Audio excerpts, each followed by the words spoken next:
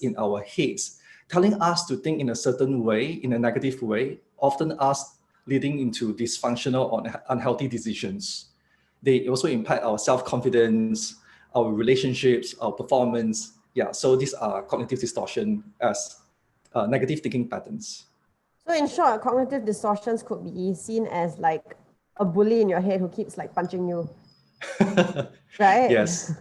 Yeah. Okay, so I think that's a great way to sum it up. But maybe an even better way for everyone to really get into it is like giving us some examples, like specific examples of very common cognitive distortions. I think there are quite a few, and maybe we can go into detail on a few of them. Okay, let's do that. I just want to say that these cognitive distortions or thinking patterns, right, they are part of our defense mechanism. So they are here to stay. We acquired them because that we went through a bad experience and because we become wounded and hurt. So due to that incident, we developed this thinking in order to protect ourselves from future events. But yet it becomes a vicious cycle, right? So, today let's talk about a few of them because there are 15 to begin, but I think due to time constraint, we can talk we can share 3, okay? So the first one is called black and white thinking, which is also known as polarized thinking, right? And black and white thinking is very common in many individuals. So the word suggests itself that it's either black or white. There is no gray in between. We can always say that it is all or nothing thinking. And why is this a bad thing? Well, it's unhealthy is because it's also we become very judgmental. So people who are very judgmental or perfectionistic, they will have this sort of thinking. And they may impact themselves by having this sort of perception in their lives. For example, why is it bad? Let's say I have black and white thinking, for example. So I may say something like, I will always fail in everything I do. No matter how hard I try, I will just fail. I'm such a failure. Or whatever I do in my life, I will always not be good enough, or I'll never be good enough. They will use keywords like always or never. Actually, it sounds like a bad relationship argument. You know how I don't know, when you have there are a lot of articles on things like that, how to argue in a relationship, for example, with like your significant other. And the thing that pisses most people off is like if let's say your partner doesn't do something that you ask them to do, like you ask them like, can you please take out the trash, right? And then maybe they do it like every day, but they miss like 2 days. Saying something like you never take out the trash really pisses a person off because it kind of negates all the other times that they have taken out the trash. So it sounds almost like this particular black and white cognitive distortion or polarized thinking is like that. Is it something like that? And it kind of pisses yourself off, right? Because in this case, the bully is bullying yourself, and it pisses you off because it kind of says it's like you say all or nothing, right? So if you cannot do it like all the time, or you cannot do it once, it means you can't do it all the time. Yeah. So I'm glad that you brought it up because we talk about how to argue in relationships. That's quite interesting. Talking about relationships and black and white thinking, the sentences may sound something like this. They could suddenly put a person with black and white thinking, right, may idealize the partner. And they may say something like, oh, I love you, you're the best person in the world, I'm the luckiest person with you, etc., etc. But they also very quickly, when triggered, they also very quickly move the person from a good category to a bad category. So they say things like, I hate you, you're such a complete asshole, bitch, or bastard. They are very extreme. Okay. Yeah. So a person with black or white thinking, a person with black and white thinking, okay, they will be very extreme. They will flip from either black or either white, or either white or either black. And this is when a person has this sort of black and white thinking about themselves, this leads to depression because it's very easy to fall into the hole of blackness, right? In this case, because it's not like, okay, I screwed up once. I'm gonna just move on and do better the next time. It's like I screwed up means I am a screw up. Yeah. And that's how people fall into that sort of trap or like hole of depression.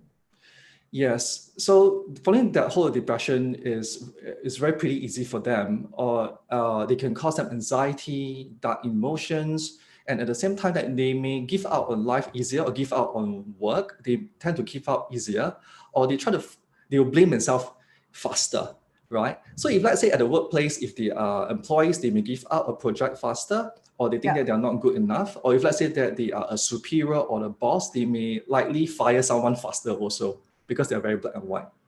Okay. Yeah. Okay, so That's one, right? Let me give you one example at work. I don't know whether have you met people, they say something like, oh, this is my job, that is my role, and that is your role, and this is their role, and this is my stuff, that is your stuff. So they really compartmentalize what they do. Okay.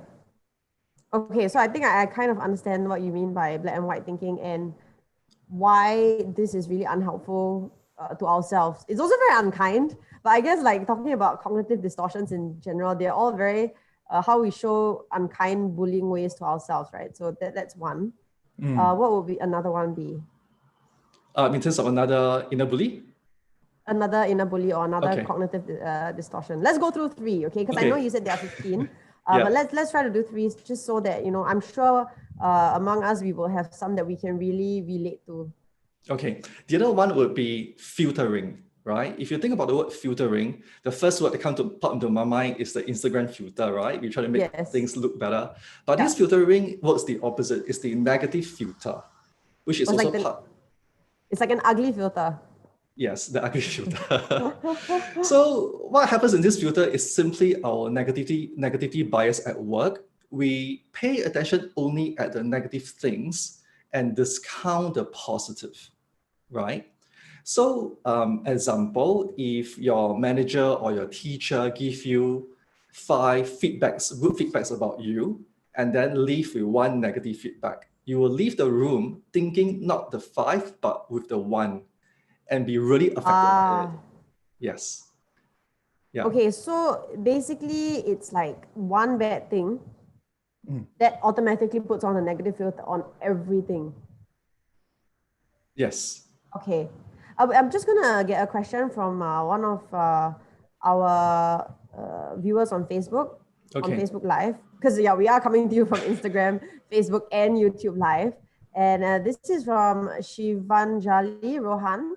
And this person asks, what is the best way to deal with polarized thinking, especially with near and dear ones who have let you down a lot of the time? It sounds like this person is very disappointed with maybe someone who is close to them. And yeah, maybe this person has let them down more than once, obviously. So would this still count as polarized thinking, and how can we deal with it? Okay, maybe how we can deal with it, we can save for the next step. But does this count as polarized thinking first? In terms of loved ones? Yeah, so if this person has let you down a lot, I think what the viewer is asking is, if this person has let you down more than once, they probably have a very negative view of the person and any situation to do with the person. So that counts as polarized thinking. Am I right? Well, I'm reading the question also here that what is the best way to deal with polarized thinking, especially with near or dear ones who have let you down a lot of time? Okay, I think the way I understand the question is that this person is thinking that the loved ones has a lot of polarized thinking. Am I right? Or no, I don't think so. I think I think the question, well, let's save the second part of the question for later. But I'm just asking, like, so I think what the person is asking is, this person has let him or her down a lot of times. Okay. And maybe this person then has a negative view of the person because he's been let down a few times. Okay. Is that considered polarized thinking? Yes, it could be considered polarized thinking. If let's say that, let's say using me as an example, that I'm going through a lot of experience with somebody else and I've been let down a lot of times, they could be it could be known as polarized thinking, black and white thinking. Okay.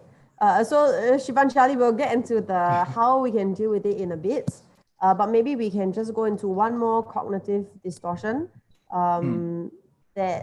well, I think actually maybe I will suggest this one, since I also have gone through the list of 15 with you. So the third one may be the cognitive distortion that I feel that I am actually quite guilty of is emotional reasoning. Well, I think emotional reasoning is simply a lot about, it's also known as self-fulfilling prophecy, right? This is whereby it's a very common distortions. They will use their emotions to decide or perceive their reality. So let me give you one example. Sorry, my voice is breaking out a little bit. Have you ever experienced things like, I feel guilty, therefore I've done something bad? Or something like, if I feel bad, means I'm a bad person. Yes. Although I was thinking more of like another, maybe let me bring it to a more like maybe an example that some of you can relate to, and this is slightly embarrassing to talk about, but okay, we're all friends and let's just be vulnerable together on this one, okay? Yeah. So I think in previous relationships, for some reason, if they would do something that maybe for example, like I couldn't get them on the phone, right? And then I couldn't get this person on the phone for like say an hour. I would immediately jump to the conclusion that they must be doing something bad. Like they must be cheating on me just because I can't get hold of them. And then I get very upset about that. Would that be considered emotional reasoning? Yes, it is. And what you just said is very relevant, Jade. And thanks for being vulnerable to share that. Yeah, because it sounds like a psycho, like ex-girlfriend or something. Well, what you said there is actually two of them. One is emotional reasoning, and the other one is jumping to conclusion, which we are not covering today. Yeah. Which is one of the common ones. So emotional reasoning. Hold on, let me also hold on. Okay. Sorry, can we have a? Sorry, this is what happens when you have a open concept apartment, and I can hear like his like computer sound. Sorry, yeah, get back to it. Sorry. Yeah, so emotional reasoning is exactly that. This is whereby what we feel and we think that is the truth, and we make our emotions, we judge based on emotions. To build on that, for example, that in a relationship, if a person, let's say boy and girl or whichever, they look at they're out, and one of them is talking to the waiter or a service person, and then one of them starts to get jealous, and the jealous person may feel that, oh, I think that my partner is flirting or cheating because I'm feeling jealous. So I'm definitely guilty of this. I mean, I feel slightly embarrassed to say I'm definitely guilty of this. So that would be considered emotional reasoning. So basically, it's the feeling that I feel, which in this case, like I am jealous, and I attribute that to something else that may not be correct. Yeah. One of the most common ones, I don't want to quote women, but men also, but most likely women, is that I always heard this phrase of, I feel fat, means that I am fat. Okay. Yeah. I think I am definitely guilty of this one as well. Yeah. Or it could also be applicable to people with anxiety or fear. Like, for example, that if I feel anxious, there must be something wrong with me. I must go and see a doctor. Or if, let's say, someone has object fear like cockroaches or lizards or rats, so they'll think that, oh, there's a cockroach over there. The cockroach will sure fly to me if I walk past that direction. Oh my gosh, I am so guilty of all of the above, the cockroach one as well. Okay, so I think that's something for me that really is one of the key cognitive distortions that I'm very guilty of. And as we said, there are 15, but in the interest of time, let's just go through these three. If you do go online, you can have a look. I'm sure if you Google it, you can find the whole list of cognitive distortions. And keep your questions coming if you have a specific one that you want us to address, and we'll do that at the end. But let's just move this conversation along a little bit. So also to address an earlier question, and also for myself, because, it's great that we know all these distortions, but it's even greater if we know how to deal with them. So what are some of the ways that we can sort of deal with this? I know the first step is awareness. So now I am highly aware that I am very guilty of emotional reasoning. But if we have sort of a way to deal with it, that would be great. Okay. Thanks, guys, for the love, by the way. I see all the hearts. So there are some really good tools that we can use so that we can prevent them from happening, or when they happen, when you activate a so-called thinking trap, you could do these 4 things. I call it the 4 Ds. So the 4 Ds stands for distract, dispute, diffuse, and distance. Okay. So let's go into them one by one. I guess distract to me seems the easiest, which is something that I probably do. And I'm thinking like, okay, let's say I'm in a situation where I'm very upset over something that is probably a result of my emotional reasoning. So I think the first thing to do is to distract myself, usually with sports or with maybe talking to another friend. Yeah, this is exactly right, Jay. What you just mentioned is just distract. Distract could be talking to a friend, walking away from a situation, go to do sports, go for a run, dance, play a music, go watch a TV, go play a game, read a book, anything, or eat something, right? But don't turn to alcohol because you promote alcoholism or whichever, or cigarettes. Of course, that would be related to addiction. But what I'm trying to say here, distract is a good technique for when you activate the thinking trap. Because sometimes we may argue that thinking trap happened, why not let's go and confront it and work on it immediately. But sometimes when thinking trap happens, it's too immediate and we feel a arousal of emotion and we get triggered. So what you say is that after having awareness, we need to buy time for ourselves to distract ourselves from being affected by it. So distraction is a good strategy. That's number one. Okay. And number two, you said, is to dispute. Yeah, dispute is whereby we have decided to let's face this straight on and see what we can learn from it, right? So the great way is to keep a thought journal or grab a piece of A4 paper and start writing down all your thoughts of what has happened, how do you feel about it, who were the parties involved, and what is a reaction, etc., etc. After you're done with it, walk away for a while, and then come back to the piece of paper and go through it and ask the following questions. Is there another perspective to this? Did I miss out anything? The way I felt towards this situation, was it warranted or not warranted? Was there evidence to support that I was right, that I felt this way, or was I wrong? Yeah. So this is also a way of putting our thoughts, negative thoughts, into trial, like going to a courtroom and then there's a jury looking at each other, right? And then this is whereby we put our thoughts on trial and think whether are we right or wrong. And most often our negative thoughts may not be accurate.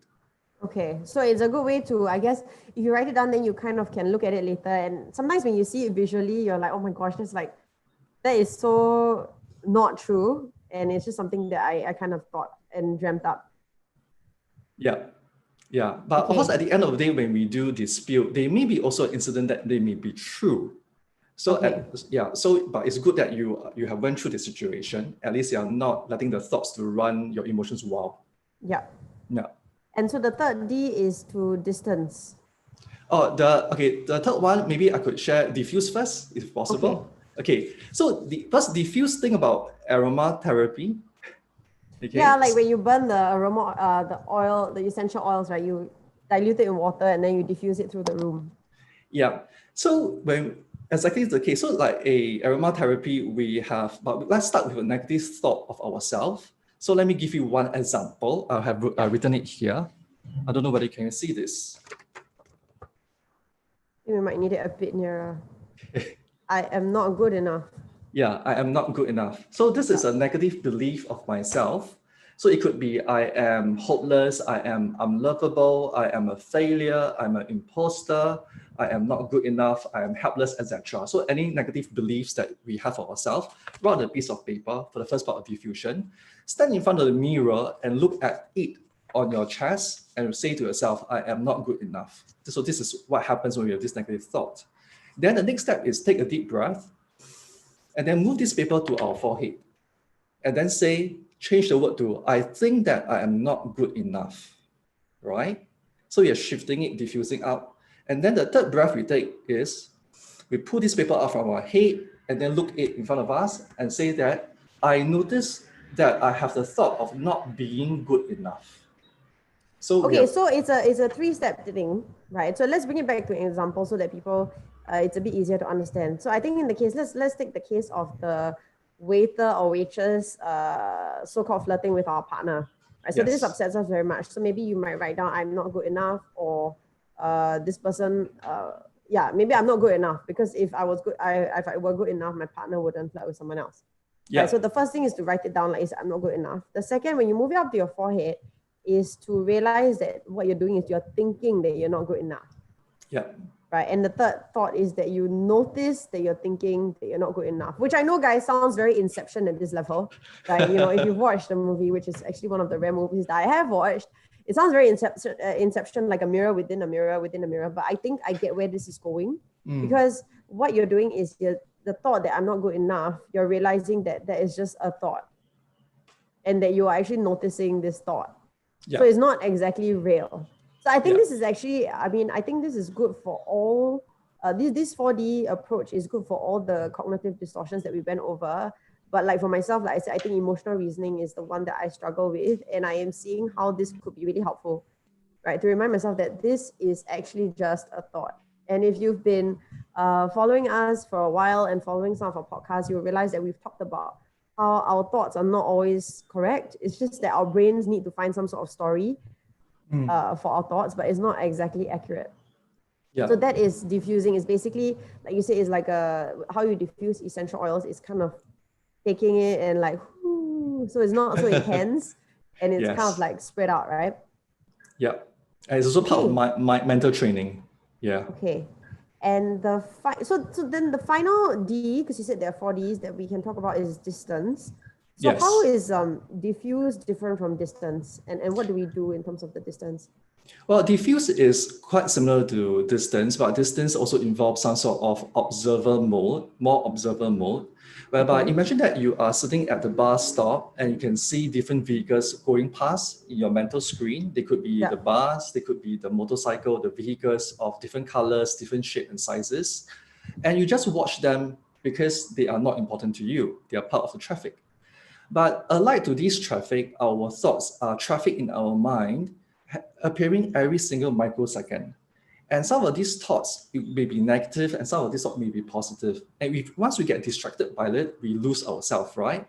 So the last part is distance. So be aware that we can observe this thought. So one of the great exercise is to put out both of our hands like this. Okay, I don't know if I can see, all right? Hands like this. Yeah, so let me move a bit nearer. Okay, so left hand, so move to your left hand stands for negative beliefs of ourselves, negative thoughts and negative assumptions. Right hand stands for positive thoughts, healthy thoughts of ourselves. Okay, so let's move to the left hand first. Say all the things that you believe about yourself, negative beliefs. So I may say something like, I am helpless, I am worthless, I am not good enough. I am not good enough. I am a loser. I'm a failure, etc. So think about these thoughts that you have mentioned and keep on looking at it and feel how heavy it feels. Okay, Put it in your left hand. In the left hand. Okay. Yeah. So let's look at your left hand. Your head is completely fixated on your left hand while you repeat these negative thoughts. Okay. After you are done so, slowly take a deep breath and shift, very slowly turn your head to the right hand. And once you turn your head to the right hand and completely focus on it and say things that you like about yourself, like, I am actually doing good work in my life. I have a lot of friends around me, and I'm actually doing meaningful things. And what I do will impact other people. I have things that I love and people who love me. And I would like to become better of myself, a better version of myself, and feel the emotions. So this is a very quick exercise of shifting your distancing yourself from a negative thought and shifting to a positive one. And we use the hands because we kind of project the thoughts onto the hand. Yes. This is something physical. I mean, I feel like for me that definitely helps. I mean, I feel like I think the first time I did this, I feel a bit stupid. I felt a bit stupid. I mean, like really, you feel a bit dumb, but I actually think that don't knock it till you've tried it, right? Because I think we don't realize how much of our thoughts and emotion is actually manifested, and also we can get rid of it through the physical body. And I mean, some people it works better on some people than others. Like for me, I find that these kind of physical exercises, while I feel real dumb doing it, and honestly, I may not do it in front of anyone else, so I'm just doing it in front of y'all now. But I mean, if you do it in the privacy of your own home, you will find that it really does work. So I would say, like, again, I say don't knock it till you tried it. Okay, so I understand now why you decided to talk about diffuse before distance. And so the 4 Ds to recap are distract, dispute, diffuse, and distance. And I think these are 4 great steps that we can incorporate when we realize that we are falling into one of the 15 cognitive distortions. Absolutely. Okay, we're gonna just, the time always flies by. We're gonna end off maybe with just one general tip, Stefan, if you can suggest. I think in positive psychology, we call these positive psychology interventions, but that's a fancy name basically for an activity or just something specific that a person can do to maybe help yourself out of cognitive distortion, or as you feel yourself falling into a depressive state, maybe this is something that you might want to try to do just to jolt yourself out of it. Yeah. So let me share with you one positive psychology intervention. Like you say, it's a fancy name, but we can change it to calling it a social intervention, right? Yeah. I really like this one. It's called kindness, random acts of kindness. If we can do 3 random acts of kindness or even just one, it will immediately shift our negative state to a positive state. Because when you do good for other people, right, or help other people without asking it, immediately the person will feel appreciative. And in return, you will feel appreciated and also feeling grateful for yourself too. So I would recommend random acts of kindness. So if you're not sure what you can do, I think in this time of COVID and stuff, it doesn't even have to be something very big. I think you could just, pick up like a little food or like maybe a small dessert for a friend or even like a random neighbor in your block. I think that'd be quite nice. The other day, my neighbors downstairs actually walked up and knocked on the door and just offered us freshly baked cookies, which really made my day. And I think we always think that as the recipient, in this case, I was the recipient of very yummy chocolate chip cookies. We always think that that person gets the joy, but actually the person giving it gets, I think, possibly the greater joy. So I think that's what we're kind of suggesting here with to do like a random act of kindness. If you're feeling like really, really crappy, maybe just do something nice with someone else. And I think that will generally change your mood. Yeah, and it has such a big impact and profound impact, not just for the recipient and the giver, but also the people around. If I could give an example on my fiancée Alice, she just packed like gifted plants to her friends. Ooh. And send it over to their address, and when I wasn't a recipient, but I felt so grateful that it's such a great exercise that everybody will feel happy and much more gratitude. It is such a cute thing. I mean, I can't seem to keep my plants alive. I need to get some tips from your fiancé Alice on that. But yeah, I think other than food, your plants are a really, really nice thing that I think everyone can appreciate. And then, or if, I have a lot of friends who keep wanting to get plants.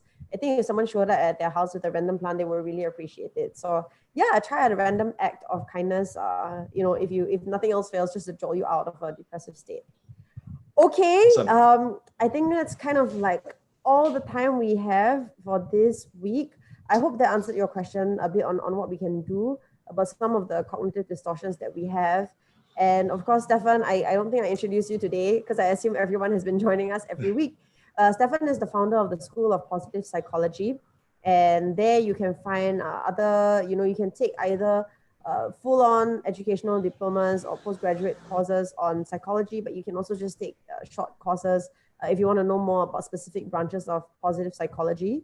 And I think the website is positivepsych.edu.sg. Am I right? Yeah, it's www.positive, POSITIVE, psych, PSYCH.edu.sg. Okay, so make sure you go check that out. And in the meantime, also keep tuning into our podcast. We will be back next week. Update on the timing soon. You can follow both our IGs for an update on the timing. Thank you so much, guys, for joining us every week. And thank you, Stefan. Hope you're keeping well. 2 days to the end of circuit breaker. Yes.